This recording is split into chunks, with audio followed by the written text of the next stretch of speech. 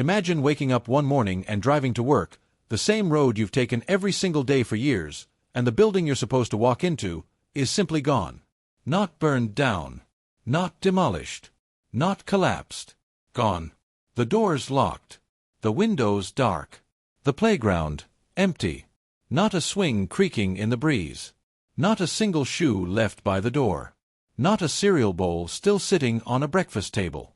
Not one single child's drawing still pinned to a wall. Just silence. That is exactly what happened on the morning of March 14, 1968, in the small, fog-wrapped town of Harlow Creek, nestled deep in the hills of rural Pennsylvania. The Whitmore Home for Children had stood at the end of Briar Ridge Road for 31 years. It was established in 1937, a sprawling Victorian-era building with 3 floors, 16 rooms, a wraparound porch that groaned in the winter wind, and at any given time, between 30 and 40 children calling it home. Children who had no one else. Children who had been handed over by the state, left at hospitals, or quietly surrendered by families too broken to keep them. Children between the ages of 2 and 16, sleeping in iron-framed beds, eating meals in a long dining hall, learning their alphabet in a room that smelled permanently of chalk and wood polish. For 31 years, that building was full of life. And then, on March 14, 1968, it wasn't. The first person to notice was a delivery man named Gerald Hooper. He arrived at 7:15 in the morning with 2 crates of milk and a box of kitchen supplies, the same delivery he made every Thursday. He pulled up the gravel driveway, stepped out of his truck, grabbed the first crate, and stopped. Because the front door was hanging open. Not wide open. Not swinging in the wind. Just ajar. A few inches. Like someone had walked through it and simply forgot to pull it shut behind them. Gerald called out. Nobody answered. He pushed the door open wider. Walked inside. The lights were off. The heating system, which in March in Pennsylvania was absolutely essential, had been turned off at some point in the night, and the building had grown cold as a tomb. Gerald's breath fogged in front of his face as he stood in the front hallway, looking left and right, calling out names he didn't even know, just generic calls. Hello? Is anyone here? Hello. Nothing. He walked down the hallway to the dining room. The tables were set. Plates, cups, silverware, all laid out neatly, ready for a breakfast that was never served. The chairs were pushed in. Everything was perfectly, eerily arranged. No food had been prepared. No coffee had been brewed. No oatmeal had been started on the stove. The kitchen was cold and dark and perfectly, unsettlingly clean. Gerald walked upstairs. He checked the dormitory rooms one by one. Beds made. Pillows in place. Small personal items, a stuffed rabbit here, a hand-drawn picture there, a pair of glasses folded on a nightstand, still exactly where their owners had left them. Whatever had happened here, it had happened fast. Gerald Hooper walked back down those stairs, back out through that front door, got into his milk truck, and drove to the nearest payphone as fast as his vehicle would carry him. By 8:30 that morning, the Harlow Creek Sheriff's Department had dispatched 2 deputies to Whitmore Home. By 10 o'clock, the sheriff himself had arrived. By noon, state police were involved. By the following morning, March 15, 1968, the story had broken in 3 regional newspapers and was beginning to ripple outward toward the national press. 38 children. 7 staff members. Vanished overnight. Without a trace. No ransom note. No accident report. No bodies. No blood. No tire tracks in the mud that shouldn't have been there. No broken locks. No signs of forced entry or forced exit. No neighbors who had heard anything unusual, and Harlow Creek was the kind of town where neighbors notice things. 45 human beings, 38 of them children, had simply ceased to exist somewhere between the hours of midnight and 7:15 in the morning.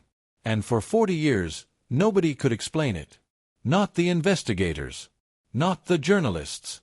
Not the amateur sleuths and true crime enthusiasts who would eventually pick up the case decades later when the internet made old mysteries newly accessible. Not the handful of survivors, people who had lived at Whitmore Home before 1968 and escaped whatever fate had claimed the others simply by aging out, or being adopted, or running away in the years prior. Not even the people who built the building knew what had happened inside it. Until 2008. Until a routine structural assessment of the building, which had sat abandoned and locked for exactly 40 years, led a building inspector named Raymond Caswell into a basement corridor he hadn't expected to find. And behind a false wall, in a room that appeared on no blueprint, in a space that should not have existed, Raymond Caswell found something that made him drop his flashlight, back up against the opposite wall, and call the police before he had even fully processed what he was looking at. What he found in that room did not immediately solve the mystery of the missing children of Whitmore Home. But it did something arguably more powerful. It changed the mystery entirely. It revealed that what happened on the night of March 13, 1968 was not random. It was not spontaneous. It was not an accident. It had been planned. And it had been planned for a very, very long time. This is the full story of the Whitmore Home disappearance, the most baffling, heartbreaking, and ultimately shocking cold case in Pennsylvania history. And I need you to stay with me all the way to the end, because the truth, when it finally, fully comes together, is unlike anything you have ever heard. Stay with me. To understand what happened at Whitmore Home, you first have to understand what Whitmore Home was. Not what it was on paper. Not the official description in the Pennsylvania Department of Children and Family Services Registry, which listed it as a licensed residential care facility for dependent and neglected youth. Not the sanitized version of itself that it presented to state inspectors every 18 months when a clipboard-carrying bureaucrat would drive up from Harrisburg, spend 3 hours walking the hallways, eating lunch with the director, and signing off on another certification. You have to understand what it was actually like to live there. And to do that, we need to go back, way back, to the beginning. The Whitmore Home was built in 1936 and opened its doors in the spring of 1937.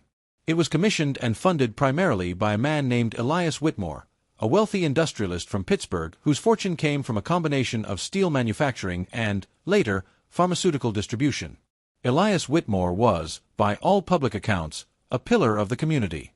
He donated to churches. He funded a library in his hometown of Cranston, Pennsylvania. He had his photograph taken with senators and once, famously, with Eleanor Roosevelt at a charity dinner in 1941. He was also, by several private accounts that would only surface much later, an exceptionally complicated man. But we'll come back to Elias. The building itself was constructed on a 14-acre property that Whitmore had purchased from a bankrupt farmer.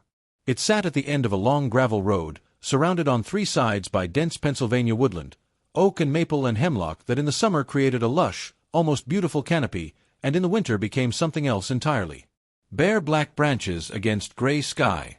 Shadows that stretched across the snow in strange directions. The kind of landscape that looked different at night than it did during the day, noticeably different, in a way that children especially tended to feel in their bones. The building was 3 stories tall with a full basement. 16 rooms on the main floors. A dining hall. A kitchen. A classroom. A room designated as a medical examination room. A director's office. Staff quarters on the 3rd floor. Children's dormitories on the 2nd, separated by gender, with the girls on the east wing and the boys on the west. And then the basement. The basement was where the furnace lived, and the storage rooms, and the laundry facility. It was also, according to every child who ever lived at Whitmore Home and later spoke about the experience, the place that scared them most. Not because anything demonstrably terrible happened there, at least not in the early years, but because of the feel of it. Former residents who were interviewed decades later, some as late as the 2000s by researchers piecing together the history of the place, would consistently describe the same sensation when talking about the Whitmore basement. Like being watched. Like the walls were closer than they should be. Like there was something on the other side of them. But we are getting ahead of ourselves. Let's talk about the people first. Because a building is just a building. It's the people inside it, and the decisions those people make, that create a history. The first director of Whitmore Home was a woman named Agnes Calloway. She was 53 years old when the home opened, a veteran of institutional childcare who had spent 20 years running a smaller facility in Scranton. Agnes was, by most accounts, a competent and reasonably humane administrator. She was not warm, exactly. Warmth was not a trait that the childcare institutions of that era particularly valued or cultivated, but she was fair. She didn't play favorites. She enforced rules consistently. She made sure the children were fed adequately and clothed appropriately and educated to the best of the facility's limited resources.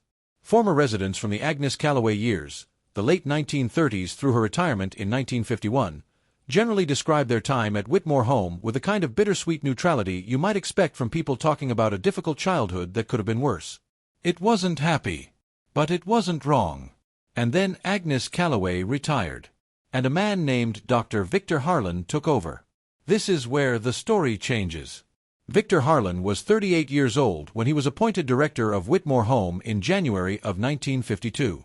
He had a doctorate in developmental psychology from the University of Pennsylvania, which, at the time, was an unusually impressive credential for the director of a rural children's home. He was well-dressed, well-spoken. He had piercing blue eyes and a firm handshake and a voice that people described as commanding, the kind of voice that made you feel, almost involuntarily, like whatever he was saying was correct. Elias Whitmore himself had personally selected Harlan for the position. The two had met at a conference on child welfare in Philadelphia in 1950, and Whitmore had been, according to letters that would later be discovered and examined, immediately impressed. The reasons for that impression would eventually become deeply, deeply troubling. But in 1952, Victor Harlan arrived at Whitmore Home with a mandate for modernization and progressive child development methodology. He hired new staff. He reorganized the dormitory arrangements. He introduced what he called a structured enrichment program, extra classes in the evenings, group activities on weekends, what he described to state inspectors as an immersive developmental environment.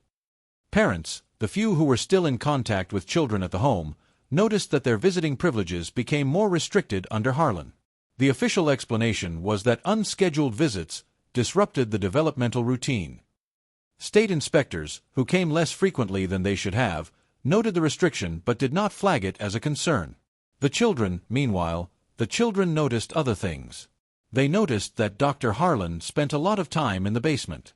They noticed that on certain nights, never weeknights, almost always Fridays or Saturdays, sounds came up through the floor from below. Not alarming sounds, exactly.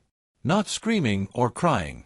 More like activity, movement, low voices, the occasional sound of something heavy being shifted or arranged. They noticed that a small group of staff members, 4 or 5, rotating over the years as some left and new ones were hired to replace them, seemed to have a closer relationship with Harlan than the others. These staff members had access to the basement that the regular staff did not. They were present on those Friday and Saturday nights. They ate dinner separately from the rest of the staff on certain occasions. They did not socialize with the children in the way the other staff did. And they noticed, the children noticed, because children always notice these things even when adults don't think they're paying attention, that some of the children who had been at Whitmore Home the longest were different. Quieter. Less reactive. Less present in some hard-to-define way. Like something behind their eyes had been subtly, incrementally dimmed. One former resident, a woman named Carol Ann Briggs who had been at Whitmore Home from 1954 to 1960 and was interviewed extensively by a journalist in 2009, described it this way. There were the new kids and the old kids. The new kids were normal, scared, sad, angry, all the things you'd expect. But the kids who'd been there 3 or 4 years, they were different. I used to try to talk to this girl, Elaine, who'd been there since she was 5. She was 12 when I got there. And she'd answer you when you asked her something, and her answers made sense, but it was like talking to someone who was reciting. Like she was reading from a script that someone else had written. I didn't understand it then. I was just a kid. But I understood it later, when I was older, when I started putting things together. Carol Ann Briggs left Whitmore Home in 1960, aged 16, when she was deemed old enough to be placed in an independent living program. She was one of the people investigators would try to reach in 2008, after Raymond Caswell's discovery. She had a lot to tell them. But first, let's talk about what the building was hiding. Because that hidden room in the basement, it didn't appear overnight. Someone had been building it for years. Between 1952 and 1968, 16 years, a pattern was quietly, methodically established at Whitmore Home that would only become visible in retrospect, when investigators and researchers began pulling together every fragment of available documentation and testimony. And the pattern, once you could see it, was chilling. Let's start with the inspections. Pennsylvania state law in the 1950s and 1960s required licensed child care facilities to undergo an inspection by the Department of Children and Family Services at least once every 2 years. In practice, for facilities in rural areas, these inspections happened even less frequently. Budget constraints, limited staff, and simple geography meant that a facility like Whitmore Home, which was technically compliant on paper and had never generated a formal complaint, often went 3 or even 4 years between official visits. And when inspectors did come to Whitmore Home, they consistently gave it passing marks. Adequate nutrition. Appropriate educational provision. Satisfactory medical care. Reasonable staff-to-child ratios. Clean facilities. Children appearing healthy and well-adjusted. What those inspection reports never mentioned, could never mention, because the inspectors didn't know to look for it, was anything about the basement. Any inspection of the lower level noted the furnace, the storage rooms, the laundry. The hidden room, which was behind a false wall that, once constructed properly, was indistinguishable from the surrounding stonework unless you were specifically measuring the dimensions of the space and comparing them to architectural blueprints, was never detected. Dr. Harlan, it turned out, had thought of that. The blueprints that Harlan kept on file at the facility, the blueprints he produced when inspectors asked, as they occasionally did, for a diagram of the facility's layout, were not the original 1936 construction blueprints. They were modified blueprints, redrawn at some point in the mid-1950s by a draftsman who was never publicly identified, to show a basement that was slightly, very slightly, only about 4 feet, shallower in depth than the actual space. 4 feet. Enough to hide a room. Enough to create a space that could exist behind a wall without being visible, without creating any external architectural anomaly, without raising any flag. Victor Harlan had been meticulous. Now, what was in those 16 years? What was happening in Harlow Creek, and in Pennsylvania more broadly, that allowed this to continue? Part of the answer is simply the era. The 1950s and early 1960s were not a time when institutional childcare was subject to rigorous public scrutiny. Children in state care were, in the bluntest terms, not a priority. They had no political power, no advocacy networks, no legal rights in any meaningful functional sense. The families who might have advocated for them were, by definition, absent or compromised.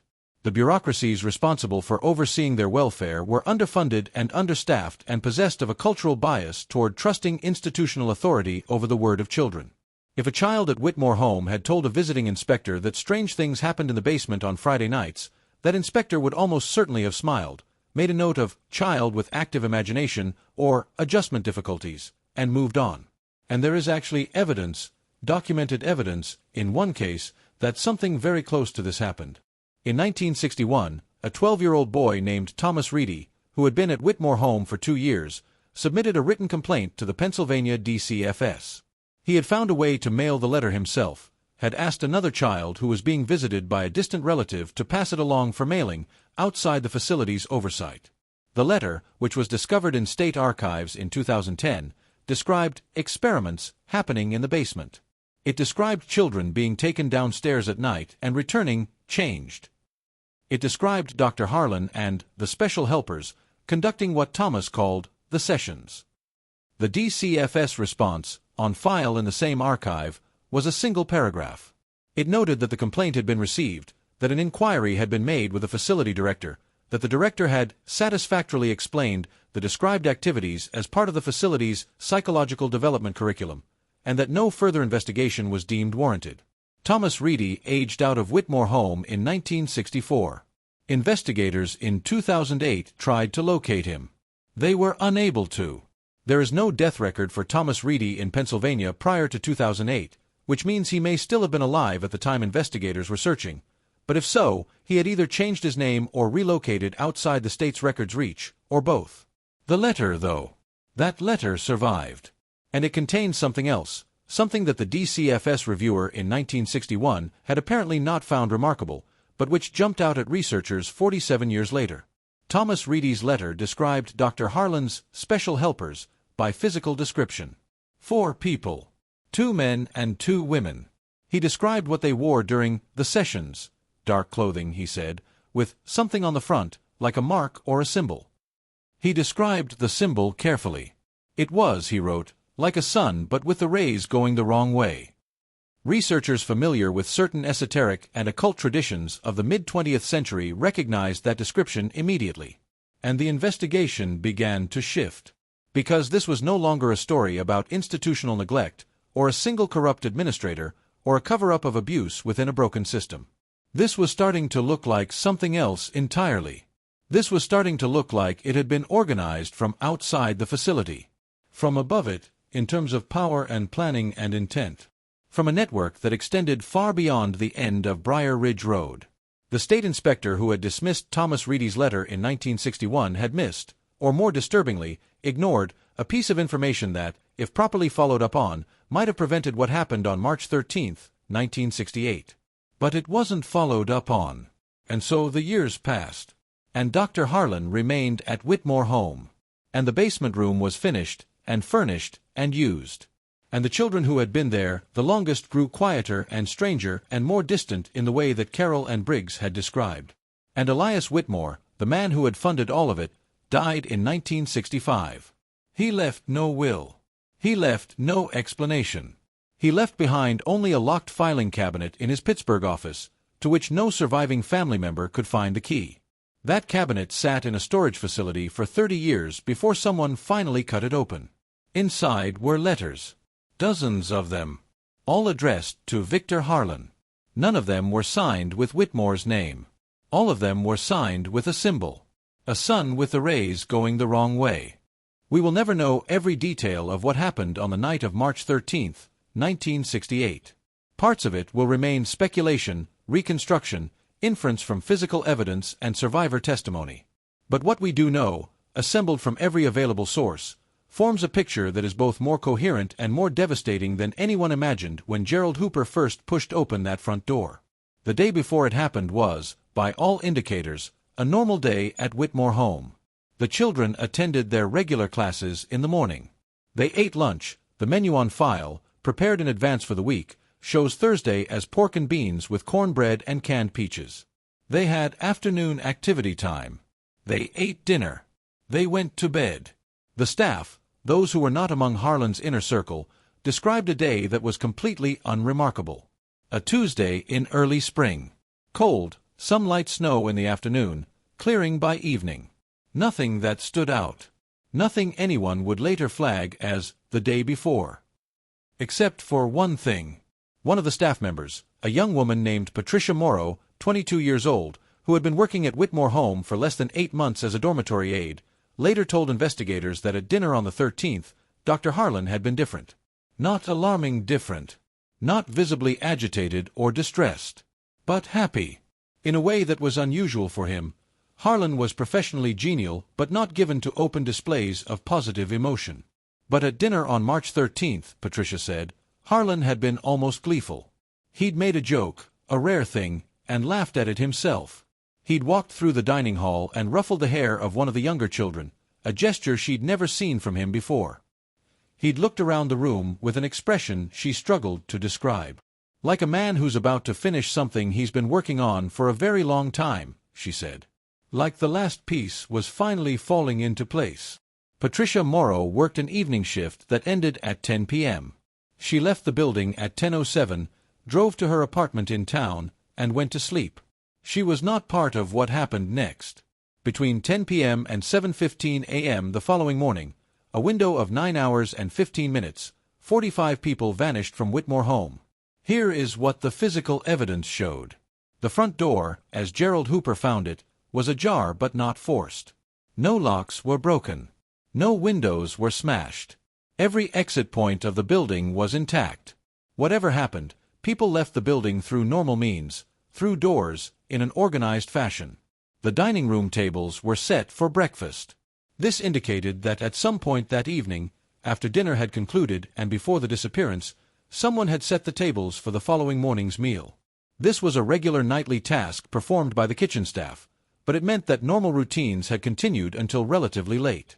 The table-setting task was typically done between 8:30 and 9 p.m. Someone had done it. And then that person had disappeared along with everyone else. The children's rooms showed no sign of hasty departure. No drawers pulled open and emptied. No closets ransacked. Everything left exactly as it would be at the end of a normal day, clothes folded, belongings in place, books stacked on shelves.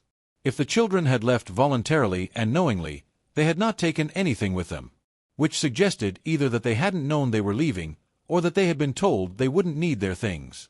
Both possibilities are extremely disturbing. Harlan's office showed the most significant deviation from normal day patterns. His desk had been cleared, not messy cleared, the way you clear a desk in a hurry, but methodically cleared. Every drawer had been emptied. Every file cabinet had been emptied. His personal bookshelf had been stripped of approximately a third of its volumes, a space of roughly 18 inches on one shelf, like books had been selectively removed and taken. The desk itself had been wiped down with something.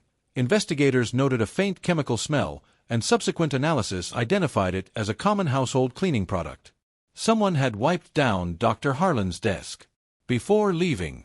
In the kitchen, the walk-in refrigerator contained food for a week, provisioned as recently as the Monday delivery, meaning there was food for 38 children for approximately 6 more days.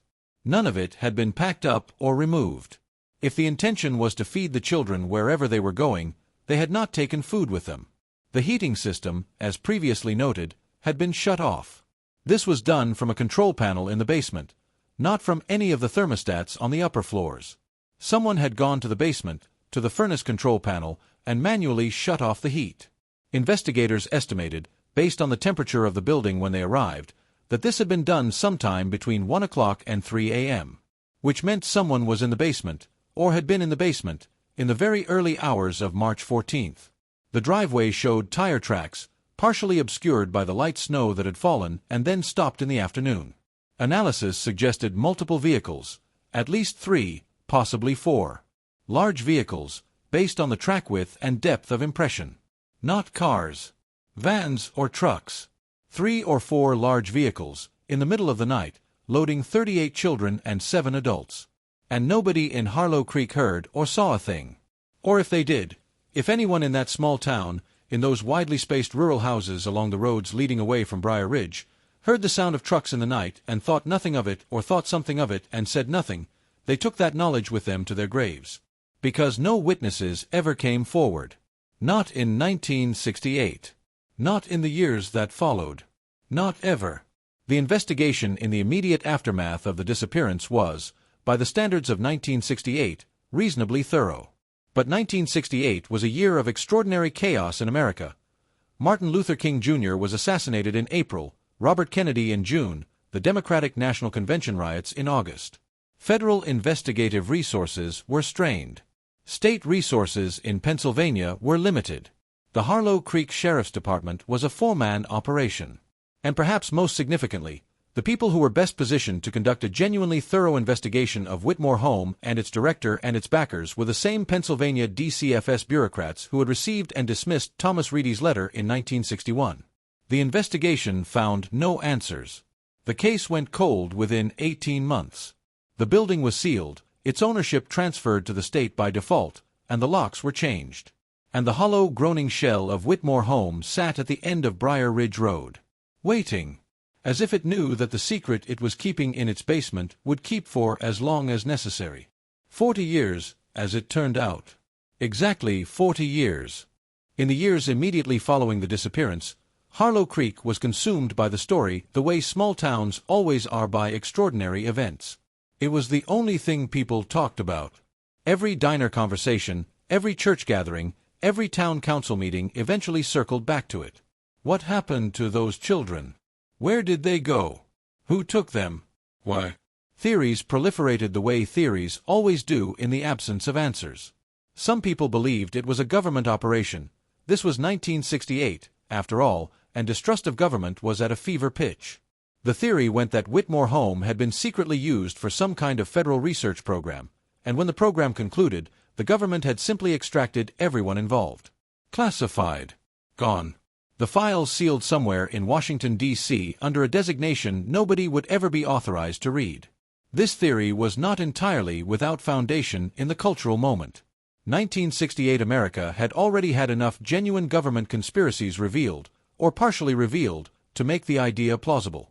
And Harlan's credential of a UPenn doctorate in developmental psychology, combined with the era's documented history of institutions being used for secret research programs, gave the theory a veneer of horrifying credibility. Others believed something simpler and, in its own way, more terrifying, that Harlan had been running a trafficking operation. That the children of Whitmore Home had been systematically sold, over years, to buyers whose identities and purposes didn't bear thinking about. That on the night of March 13th, the last transaction had been completed, and everyone who remained in the building, children and complicit staff alike, had been loaded into trucks and driven away to fates that varied depending on how dark the imagination of the theorist was willing to go.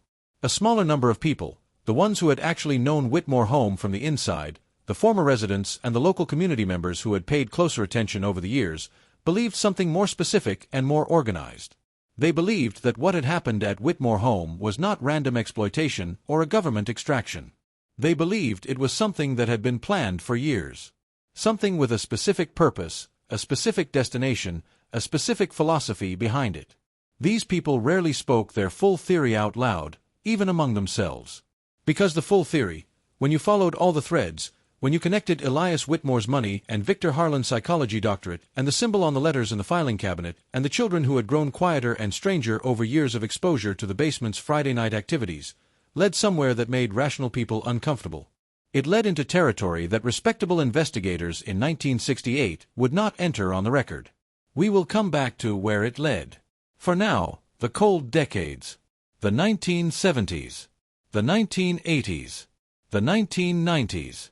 Harlow Creek moved on, the way places do. The people who had been most affected by the disappearance, the delivery drivers, the visiting relatives, the teachers at the local school who had occasionally worked with Whitmore children on community programs, aged and changed and eventually died. The town grew slightly, then shrank, then stabilized. The economy that had once revolved around small-scale manufacturing shifted and collapsed and partially reinvented itself in the way that rural Pennsylvania economies do. The Whitmore Home building sat at the end of Briar Ridge Road and rotted. Not dramatically, old Victorian buildings are built to last, and Whitmore Home's bones were solid. But the wood of the porch rotted. The windows first went dark, then cracked, then shattered one by one from freeze-thaw cycles and thrown stones from teenagers who used the building as an adventure destination and a backdrop for ghost stories.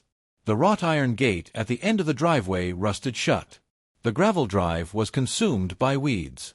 The surrounding trees grew thicker and taller and more enclosing, until from the road, in summer, you could barely see the building at all. It became a local legend. The Whitmore Mystery. Every generation of Harlow Creek teenagers knew the story, often garbled, often dramatized, often mixed with supernatural elements that had no basis in the actual events. The building was haunted, they said. You could hear children crying inside on certain nights. The windows lit up with strange lights. A figure in a dark coat was sometimes seen on the upper floors. None of this was true. The building was empty and dark and decaying. But the legend served a function. It kept people away. It meant the building was never vandalized beyond surface damage. It meant nobody broke in far enough to stumble across what the basement was hiding. Which, in retrospect, is almost eerie to consider. As if the building was protecting its secret. The true crime era of the 1990s, when the genre first exploded in American popular culture through books and documentary television, briefly revived interest in the Whitmore case. A book was published in 1994 by a Pennsylvania journalist named Raymond Caswell titled Where Did They Go? The Whitmore Home Mystery. It was well researched for its era, drawing on the original 1968 investigation files that had been partially released under a public records request, interviews with several former residents and local community members, and Cho's own analytical framework. But Cho's book, while it identified many of the same patterns that later researchers would find, Harlan's unusual basement activity, the behavior changes in long-term residents, the suspicious ease with which Thomas Reedy's 1961 complaint had been dismissed, could not access the most crucial evidence. The filing cabinet in Elias Whitmore's old office had not yet been opened. The building itself had not been professionally assessed. And Cho, constrained by the evidentiary standards of journalism and the libel concerns of his publisher, could not fully articulate the theory that his research was nudging him toward. He wrote, in his conclusion, a paragraph that would be quoted extensively by later researchers. The disappearance of the Whitmore children is unsolved not because the evidence does not point in a direction, but because the direction it points is one that our institutional frameworks, legal, journalistic, investigative, are not well equipped to pursue. The truth of Whitmore Home, if it is ever found, will require someone willing to follow evidence into territory that looks, from the outside, like the domain of conspiracy theorists and eccentrics. I believe the truth is there. I am not certain the truth will ever be found. Raymond Cho died in 2001. He did not live to see his prediction partially vindicated. By 2008, interest in the Whitmore case had been renewed by the Internet, as it had been with dozens of old cold cases that were being excavated and re-examined by online communities of amateur researchers. Forums and websites dedicated to the case catalogued every known piece of evidence, debated theories, traced names and connections through newly digitized public records. And it was partly this renewed interest, combined with a routine state assessment of abandoned properties, that led to what happened next. Raymond Caswell was 44 years old in October of 2008. He had been a structural building inspector for the Pennsylvania Department of General Services for 11 years. He was, by all accounts, a thorough and methodical professional who had assessed hundreds of properties in his career: abandoned schools, old government offices, decommissioned industrial facilities. He had seen a lot of old buildings in various states of decay. He was not particularly interested in the Whitmore Home case when his supervisor assigned him to do a structural assessment of the property. He knew the story vaguely. Everyone in Pennsylvania who paid any attention to local history did, but it wasn't something he'd followed closely. It was just a building. An old, abandoned building that the state needed to assess before deciding whether to demolish it, sell it, or preserve it. He arrived on a Tuesday morning in October. Gray sky, leaves down, the first chill of approaching winter in the air. He parked on the road since the driveway was completely overgrown, walked the 150 yards through what had once been the gravel drive, and stood for a moment looking at the building. He said later, in interviews, that his first reaction was professional rather than emotional. His eye went immediately to the sagging of the third-floor roof, the visible water damage on the east wall, the foundation cracking he could see even from a distance. A lot of work, he remembered thinking. Or a demolition order. He had bolt cutters for the front door lock, which had been rusted but not broken. He entered. The interior was what 40 years of abandonment does to a building: peeling wallpaper, collapsed ceiling sections in 2 rooms on the ground floor, extensive water and mold damage, the particular smell of old abandonment that Raymond later described as like the air itself had given up. But structurally, the bones of the building were, as he had expected, relatively sound. Victorian construction was built to last. He worked methodically: ground floor, second floor, third floor, documenting damage, taking photographs, noting structural concerns. It took him most of the morning. Then he went to the basement. The basement stairs were intact. He had a powerful flashlight, standard equipment, and he worked his way through the basement systematically. The furnace room. The storage rooms, mostly empty now, shelving collapsed or rotted. The laundry room with its ancient, rusting machines. And then he reached the north wall. Raymond Caswell was a structural inspector. He thought about walls the way most people don't. He looked at them and saw load-bearing members, construction materials, thickness estimates, moisture patterns. He looked at the north wall of the Whitmore basement and he saw something. A discrepancy. The stonework on the north wall was slightly different from the stonework on the other basement walls. Not dramatically. Not in a way that anyone not paying attention would notice. But the mortar lines were cleaner. The stones were slightly more uniformly sized. It was newer stonework, not by decades, but by years. The other basement walls had been constructed in 1936.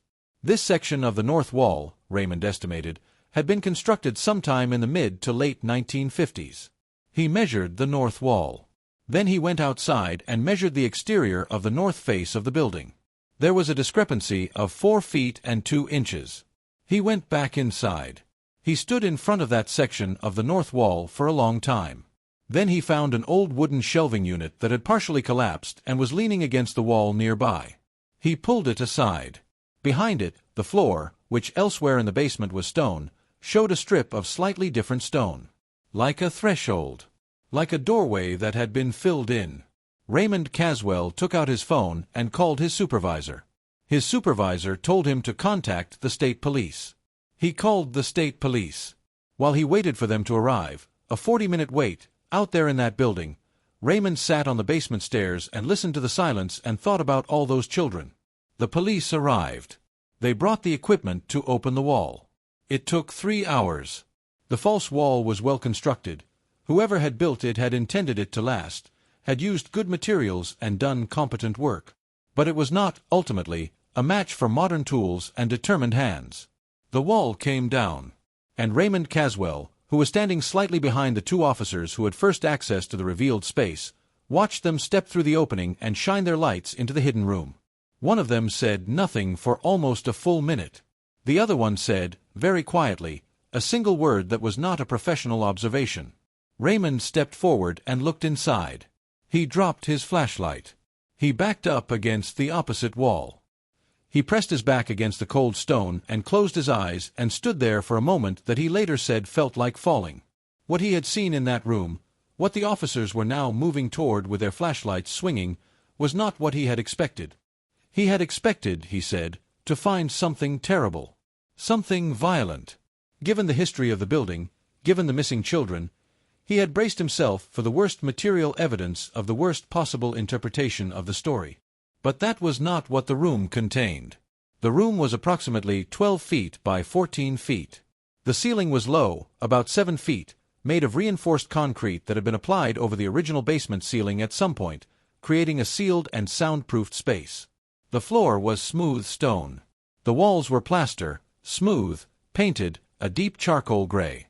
On the walls were symbols. Dozens of them. Painted in what appeared to be a dark reddish-brown paint, though subsequent analysis would not definitively rule out other materials. Intricate, repeating symbols arranged in concentric circles that covered every wall from floor to ceiling. Geometric patterns intersecting with figurative elements. Shapes that might be stylized human figures. Shapes that were clearly astronomical. Sun, moon, stars in configurations that didn't match any standard constellation chart. And at the center of the north wall, larger than everything else, occupying a space roughly 3 feet by 3 feet. A sun, with the rays going the wrong way. In the center of the room was a wooden table, rectangular, solid, apparently well preserved by the sealed and relatively dry conditions of the space. Around it were 8 chairs. On the table were objects, carefully arranged, as if laid out deliberately before the room was sealed. 8 small glass vials. Empty. A leather-bound book. Locked. A single photograph. And a handwritten note, in handwriting that would later be identified as belonging to Dr. Victor Harlan. The photograph showed a group of people, adults, not children, standing in what appeared to be the hidden room itself, though the symbols were not yet on the walls in the photograph, suggesting it was taken early in the room's use. 7 people. 4 of them were facing the camera. 3 had their backs turned, which was either incidental or deliberate. Of the 4 facing the camera, 1 was Victor Harlan, identifiable from photographs in his personnel file. 2 were men that investigators would spend considerable time trying to identify. And 1 was a woman, well-dressed, middle-aged, looking directly into the camera with an expression that Raymond Caswell, when he later saw the photograph, described as the most serene and terrifying face I have ever seen. The note from Harlan was short. 8 sentences, written in the same precise, academic hand that appeared on every document Harlan had ever produced in his professional capacity. 8 sentences that, when investigators read them, reoriented the entire investigation. 8 sentences that explained not where the children had gone, but why. And the why was something that nobody, not the theorists, not the forum researchers, not Raymond Cho in his 1994 book, had gotten fully right. I want you to understand the weight of this moment. 40 years. 40 years of silence, of unanswered questions, of 45 people who simply ceased to exist in the public record. 40 years of a case that had defeated every investigator who touched it, that had settled into the permanent category of things that happen and are never explained. And then a piece of paper in a sealed room, written by the man at the center of it, who had apparently left it there knowing it would someday be found. Or, and this interpretation also has to be considered, not caring whether it was found or not. Because by the time it was found, it would no longer matter. The work would be done. The outcome would be fixed. Whatever Harlan and his associates had set in motion would be so far advanced, so irreversible, so completely beyond the reach of any authority that might read his words, that the note was less a confession and more a declaration. The note has never been released in full by Pennsylvania state authorities, citing its status as evidence in a technically still open investigation. but its contents were leaked to several journalists in 2009 and have been reported on extensively enough that its general meaning is well established. Here, to the best of our reconstruction, is what it said. Those who find this room will find it because they were meant to. Nothing here is accidental. The children of Whitmore Home were not taken, they were given something. They were given what the world outside these walls could not and would not provide. They were given preparation. They were made ready. The Order of the Returning Son has worked for 50 years toward the moment that occurred here. Our benefactor understood. Our children understood, in time. What you are looking for, the children, the staff, the records, you will not find them where you are looking. They are not in Pennsylvania. Some of them are no longer in this country. Some of them are no longer who they were when they arrived here. This is not a tragedy. It is a completion.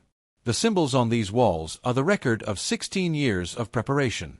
Read them if you can. If you cannot, find someone who can. The next gathering is not for another generation.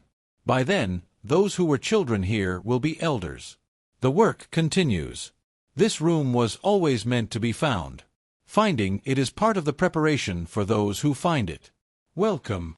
Sit with that for a moment. Welcome. The last word of Victor Harlan's note, left in a sealed room for 40 years, addressed to the investigators who would eventually open the wall, not as a taunt, not as a threat, but as a greeting. As if the discovery of the room was not the end of the mystery, but the beginning of a new one. As if whoever opened that wall had, by doing so, stepped into something that Harlan had prepared for them. The note was analyzed extensively. Graphologists confirmed it was Harlan's handwriting. Forensic analysis of the paper and ink dated the note to between 1965 and 1970, consistent with it having been written in or around the time of the disappearance. The reference to the Order of the Returning Son was immediately seized upon by investigators. Combined with the symbol, the sun with backwards rays, and the symbol described by Thomas Reedy in his 1961 letter, and the same symbol found on letters in Elias Whitmore's filing cabinet, it gave investigators their first solid organizational thread to pull. The Order of the Returning Son was not, it turned out, a well-known entity. It was not in any law enforcement database. It was not referenced in any academic literature on cults or esoteric organizations. It was not on any list of known or suspected criminal organizations. But it was findable. In old, obscure places. A reference in a 1943 academic paper on syncretic religious movements in the American Mid-Atlantic states. A mention in a 1957 memoir by a Pittsburgh socialite who described attending a dinner party at which the returners, as she called them, were represented by two of the guests, whose peculiar views on human development she found not uninteresting, if somewhat extreme. A photograph in the archives of a Philadelphia newspaper from 1949 showing a fundraising dinner for a children's welfare organization, and in the background, on the lapel of one of the guests, a small pin in the shape of a sun with reversed rays. The organization existed. It had money. It had connections. It had been operating, quietly, in Pennsylvania and possibly beyond, for decades before Whitmore Home was even built. And Elias Whitmore, the philanthropist, the public benefactor, the man who had shaken hands with Eleanor Roosevelt, had been one of its primary financial supporters. Whitmore Home for Children had not been built as a charitable institution. It had been built as an instrument. The Pennsylvania State Police reopened the Whitmore case formally in November 2008, 6 weeks after Raymond Caswell's discovery. They assigned it to a cold case unit and brought in support from the FBI's Behavioral Analysis Unit, which had developed considerably more sophisticated frameworks for investigating organized criminal enterprises with ideological components than had existed in 1968. They also brought in, on an informal consultancy basis, 2 academics, a historian specializing in American esoteric and occult movements from the 19th and 20th centuries, and a psychologist with expertise in cultic behavioral conditioning. The psychologist, Dr. Lena Voss, would later write about the case in a 2012 academic paper that remains the most thorough published analysis of the psychological dimension of what happened at Whitmore Home. Her reading of the physical evidence from the hidden room, the symbols, the arrangement of objects on the table, the layout of the space itself, led her to a conclusion about the room's function that investigators had been circling but hadn't quite articulated. The hidden room was not where anything violent had happened. The absence of physical evidence of violence was not just forensic, it was architectural. The room was not designed for violence. It was designed for ritual, for ceremony, for the kind of structured, repeated experience that, applied consistently over years, reshapes the way a human mind understands itself and its relationship to the world. Victor Harlan, with his doctorate in developmental psychology, had understood something about the human mind, particularly the mind of a child, a mind still in formation, a mind that has been stripped of family and community and the usual landmarks of identity by the very fact of being in institutional care, that he had applied systematically, deliberately, and over an extraordinarily long time horizon. The sessions that Thomas Reedy had described. The changes that Carroll and Briggs had noticed in long-term residents. The growing quiet, the growing distance, the sense of children who had been there long enough becoming somehow other than what they had been. These were not random effects. They were outcomes. They were the result of a conditioning process that Harlan had been running in that basement room, on a rotating schedule, over 16 years. The vials on the table, the 8 empty glass vials, were analyzed. Trace residue was found in 3 of them. The substances identified were consistent with compounds known to be used in mid-century psychological research programs, including programs that, it was already publicly known by 2008, had been conducted by American intelligence agencies under various classified designations during the Cold War period. This gave the government research theory, the oldest and most persistent of the post-1968 theories, an uncomfortable partial vindication. Partial, because the FBI's investigation found no evidence of direct government involvement with the Whitmore program. But they found evidence of parallel research, of Harlan having published, in obscure academic journals in the 1950s, papers that touched on the same areas being explored simultaneously in government programs. Of correspondence between Harlan and researchers who were, in other contexts, connected to government-funded projects. Of a network of intellectual and practical exchange that stopped just short of formal institutional involvement. Harlan had been, it appeared, developing his own methodology, inspired by the same theoretical frameworks, operating with the same general goals, but working within the framework of the Order of the Returning Sun rather than for any government client. What were those goals? Dr. Voss's paper identifies them as what she terms accelerated identity reformation, the systematic dismantling of an individual's prior self-conception and social identity, and the replacement of that identity with a new one built around the ideology and community of the controlling group. In simpler terms, the transformation of children who had no one else, who had been stripped by circumstance of family and community and continuity, into adults who would be entirely, unquestioningly, permanently committed to the worldview and purposes of the order. Not through violence, not through direct coercion, through the far more insidious mechanism of replacing the self that might have existed with a self that the order had constructed. Harlan had been building people, building them to specification, and by March 1968, his first complete cohort, 38 children who had been through the full program, some of them for years, some for the entirety of their conscious lives since arriving at the home as toddlers, was ready. Ready for what? This is where the investigation hit its hardest wall. Because despite the renewed resources and modern methodologies brought to bear after 2008, investigators could not definitively answer the question of where the children had gone. What they could establish was where they hadn't gone. They were not in Pennsylvania. A massive effort to match known individuals against records, birth records, school records, employment records, death records, for the 38 children produced no confirmed matches. The children of Whitmore Home, as far as official records could determine, did not exist after March 14, 1968. They had new identities, or no identities at all in the official sense, or they were dead. They were not in any American prison system. They were not in any American morgue system that investigators could access. They were not, as far as could be determined, living openly under their original names anywhere in the United States. Some investigators believed they had been taken out of the country. The 1968 era, with its relatively permeable borders and less systematic international record-keeping, made this plausible. Where specifically, South America, where several esoteric and spiritualist movements had established communities during this period. Europe, where the order may have had connections. Somewhere entirely else. Unknown. Some investigators believed that some or all of the children had died, not violently, but as a consequence of the conditioning they had undergone. That the preparation Harlan described had been more radical in its final stages than what had preceded it. That the vials on the table had held something more potent than the trace residues suggested. This was never confirmed. Some investigators, following the most careful reading of Harlan's note and the order's apparent ideology, believed something even more disturbing, that the children were still alive, still together, still organized, and that the work Harlan had described as continuing had in fact continued. That somewhere, the people who had been children at Whitmore Home were now in their late 40s and 50s, adults with a lifetime's worth of conditioning behind them, embedded in communities or organizations or positions that nobody had identified. That the gathering Harlan mentioned, the next gathering for another generation, had perhaps already happened. Or was still to come. Let me tell you about the people who survived. Not the children who disappeared on March 13, 1968. Their fate, as we've established, is unknown and may never be fully known. When I say survivors, I mean the people who were at Whitmore Home at some point before 1968 and left before the disappearance, who aged out, were adopted, ran away, or were removed for other reasons, and thus were not in the building on the night it emptied. There were, investigators estimated, somewhere between 60 and 80 former residents in this category. People who had lived at Whitmore Home under Harlan's regime and left with their memories intact. People who, in theory, could speak to what had happened there.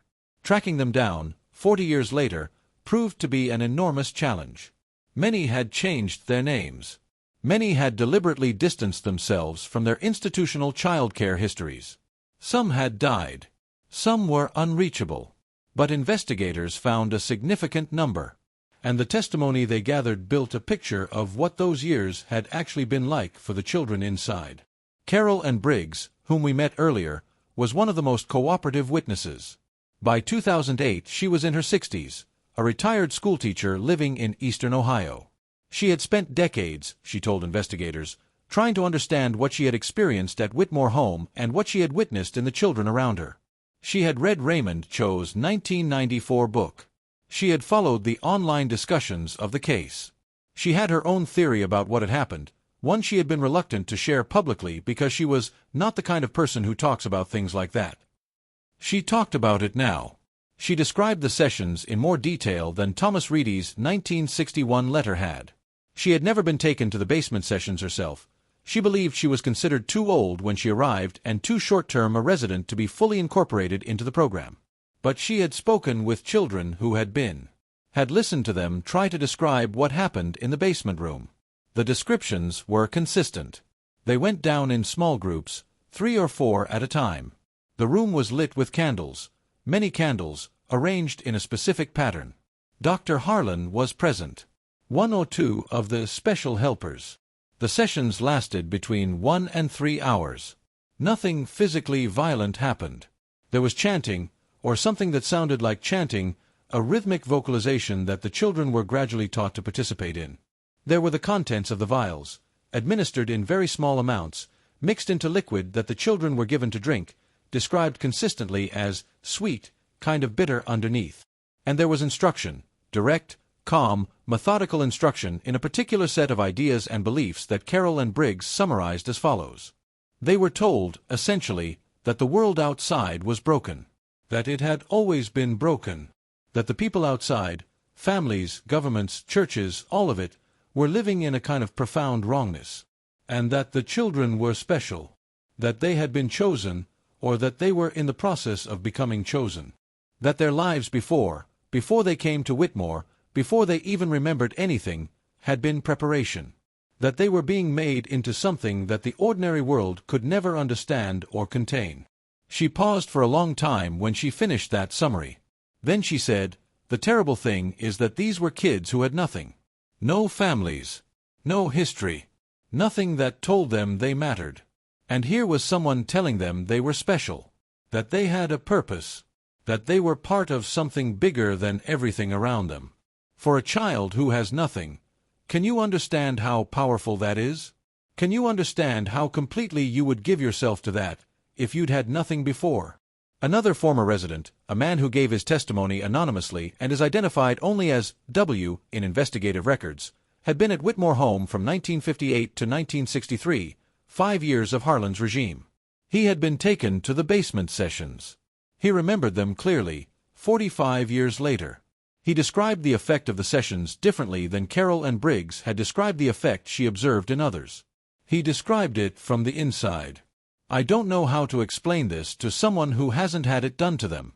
It wasn't like being brainwashed in the way people think about that, like someone is forcing you to believe things you don't believe. It was more like they were very gradually moving the floor, moving the ground under you, so slowly you didn't notice it happening. And then one day you looked around and everything that you'd thought was solid and fixed was just gone, and the thing they'd been building underneath you was all that was left. I got out before it was finished. I was adopted, which I don't think Harlan was happy about. By the way, I think he tried to prevent it, but the adopting family were persistent and eventually the state made it happen. And even so, even with only 4 years of it, I spent 20 years of my adult life working through what had been done to me, trying to figure out where my own thoughts ended and their thoughts began, trying to find myself under all of that. I found enough of myself to live a decent life. But not everyone would. Not everyone would have enough of themselves left to find. He paused. The kids who were there the longest. The ones who were there for 10, 12 years. From when they were 3 or 4 years old. I don't think there was a them left under it. I think by the time they went wherever they went on that night, they were entirely Harlan's. Entirely the orders. And I don't know if that's better or worse than whatever else might have happened to them. A third former resident, a woman named Josephine Acker, provided perhaps the most operationally significant testimony. Josephine had been at Whitmore Home from 1960 to 1965, leaving at 16 under an independent living arrangement. She was, among the former residents that investigators located, the most recently departed, and therefore the most likely to have knowledge relevant to the specific events of March 1968. Josephine told investigators about the last year she spent at Whitmore Home, 1964 to 1965. By that point, she said, the atmosphere in the building had changed. Harlan seemed more focused, more purposeful. The sessions in the basement were happening more frequently. There was a sense, she said, of preparation, of something being worked toward. She also described meeting, during that final year, a woman she had never seen before. An older woman, she said, perhaps 60 or 65, with silver hair, well-dressed, with an air of authority that even Harlan deferred to. The woman came to the facility twice that Josephine knew about. She spent time in Harlan's office and in the basement. She interacted with some of the children, the longest-term residents, the ones who had been there since early childhood, but not with the newer arrivals or those approaching aging out. Josephine described this woman's expression in a way that stopped investigators short. She called it serene and terrifying. The same words that Raymond Caswell had used to describe the woman in the photograph found on the table in the hidden room. The same woman. Investigators showed Josephine the photograph. She identified her immediately. She also, unprompted, provided something she had been carrying for 43 years, a name. A name that the woman had used to introduce herself to the children she interacted with during those visits. She called herself Dr. Aldous. Just Aldous. No first name. Investigators ran the name. Found, after considerable searching, a reference in the same 1943 academic paper that had mentioned the Order of the Returning Sun. A footnote, crediting theoretical contributions from the foundational research of H. Aldous. A first initial and a last name that matched. Then they found an H. Aldous in a 1938 faculty directory for the University of Pennsylvania Psychology Department. An associate professor of experimental psychology, listed for a single year before apparently leaving the institution. The same university, the same department, that had granted Victor Harlan his doctorate 14 years later. The thread was pulling. The picture was assembling. But it still didn't tell investigators where the children were.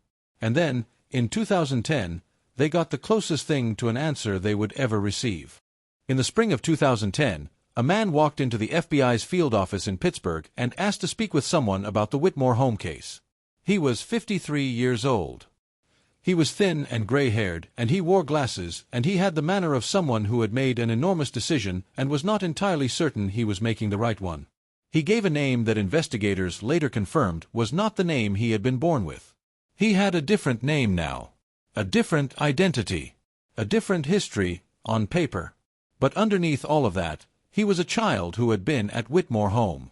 He had been 3 years old when his mother, unable to care for him, had surrendered him to the Pennsylvania DCFS in 1960. He had been placed at Whitmore Home at the age of 4, in 1961.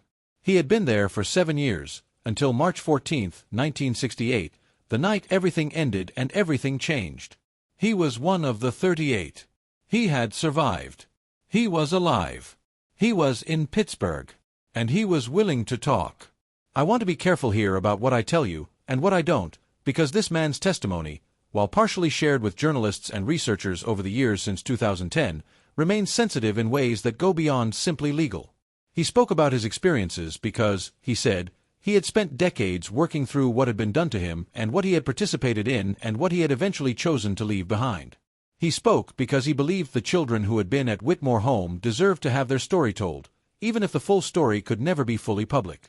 He spoke because he was, at 53, still trying to understand what he was, who he would have been if none of it had happened, and who he actually was now, having lived through all of it. He confirmed that on the night of March 13, 1968, the children and staff of Whitmore Home had been transported in vehicles. 5 vehicles in total, he thought, not 3 or 4 as the tire track analysis had suggested, to a location in northern Pennsylvania near the New York border. A property that the order had been preparing for years. A place where the program that had been tested and refined at Whitmore Home would be continued and expanded. He would not give the location. He confirmed that all 38 children survived the initial transport. He would not say what happened after that, in any specific terms. He said only that some of us are still alive, and some of us found ways out, and some of us, I don't know. He confirmed the existence of the Order of the Returning Son as an organization with considerably broader reach than investigators had established. He described it as having members, real members, not just peripheral supporters, in at least 4 states, with some international connections, primarily in Western Europe and South America. He described it as having financial resources that went well beyond what Elias Whitmore's contribution represented. He described it as having been in operation, in various forms, since before World War II. He described what the Order believed, what it was working toward, the ideology that Harlan had been conditioning the Whitmore children to embody. And this is the part where I want to be careful, because it would be easy to make this sensational, to reach for dramatic language, to present it in a way that is more about shock than understanding. The Order of the Returning Son was not, at its core, a violent organization. It was not primarily criminal in the conventional sense. It was something in some ways more unsettling. It was a group of people who had developed a comprehensive alternative framework for understanding human existence, human development, and human purpose, and who had become convinced that this framework was correct, and who had spent decades quietly working to create human beings, specifically children without families or protection or alternatives, who would embody that framework fully and carry it forward. Their belief, in condensed form, was that human civilization was in a terminal phase, that the world's institutions, governments, families, religions, and social structures were fundamentally broken and would inevitably collapse. And that when they collapsed, the people who would survive and thrive and ultimately build whatever came next would be those who had been freed from the illusions and attachments and false identities that conventional society imposed on its members. They believed they were preparing survivors, people who had been stripped of conventional identity and rebuilt around values and capabilities that would serve them in a post-collapse world. Whether this makes them naive or evil or delusional or all 3 simultaneously depends on where you stand and what you believe. What is not debatable, what is simply a fact, is that to create these survivors, they used children who had no ability to consent to what was being done to them.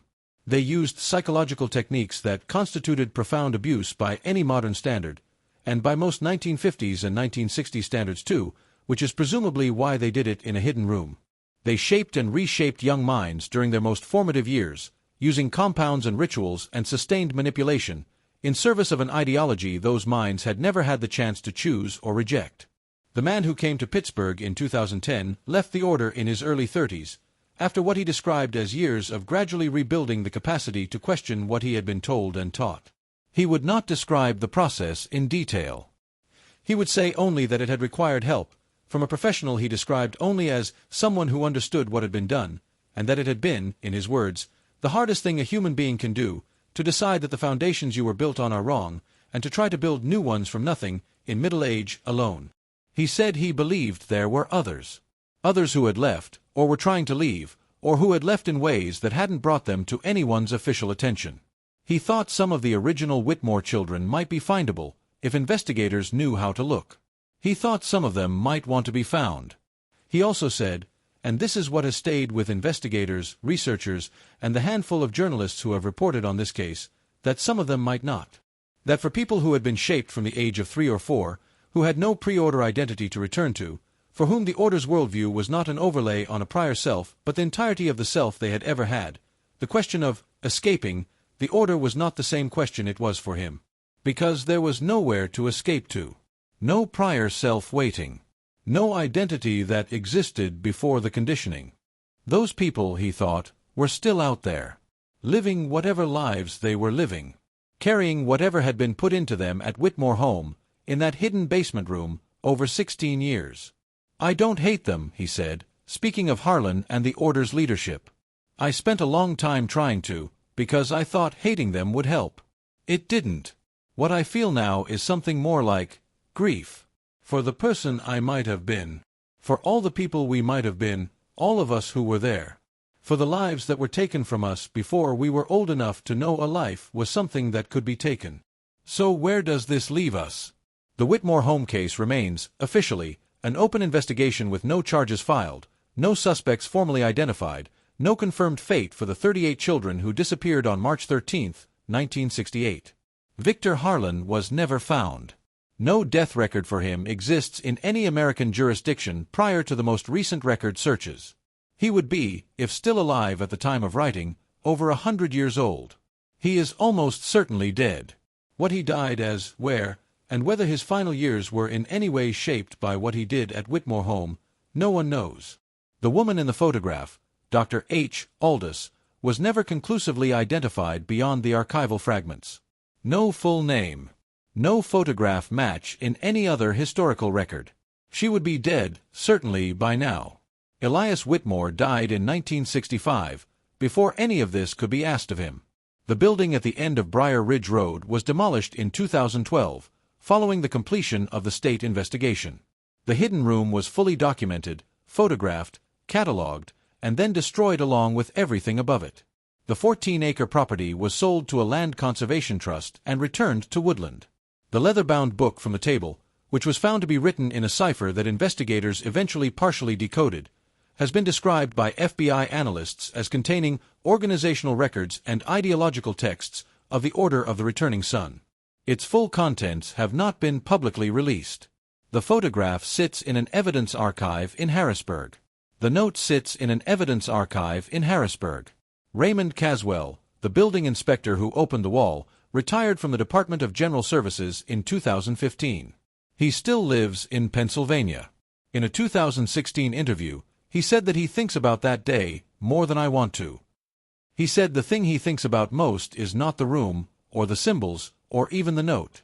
It's the moment before he entered the basement for the first time, standing at the top of the stairs, flashlight in hand, with no idea what was below him, and the particular quality of silence that the building had. A silence that felt, he said, like a held breath. Like the building had been waiting, all those years, for someone to come and witness what it held. I don't know if I wish I'd never gone down those stairs, he said. Some days I do. Some days I think, somebody had to. Somebody had to finally see it. Those kids deserved to have someone finally see it. And that is what I keep coming back to, when I think about Whitmore Home. Not the mystery, though the mystery is real and profound and unsolved. Not the ideology, though the ideology is disturbing in ways that have contemporary resonance we would all be wise to notice. Not even the hidden room, though the hidden room is the center of everything, the literal and symbolic heart of what happened here. What I keep coming back to is 38 children.